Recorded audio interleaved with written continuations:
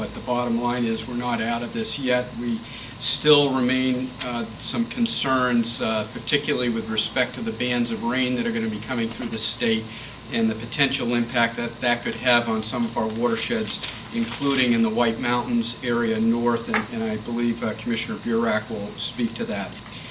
I expect to soon hear, we hope affirmatively, that the governor's request for an emergency declaration from the president, that we will receive that call soon, we hope.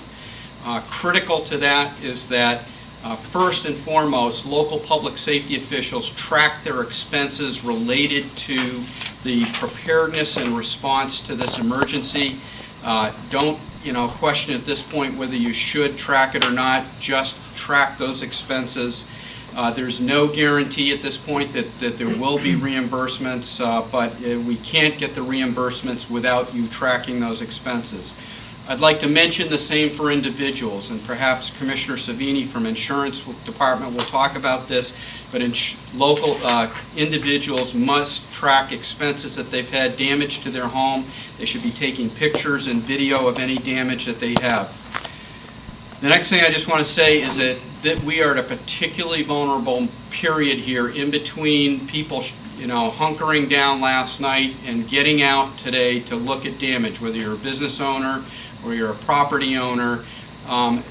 There are still a lot of power lines that are under trees and branches, and historically this is when we've seen some very serious injuries to individuals and first responders. I'd also like to say that there's sort of three objectives that we're looking at. Safety, I mentioned, number one. Two is a focus on debris removal so that we can get these critical roadways open so that public safety apparatus and emergency equipment can get through.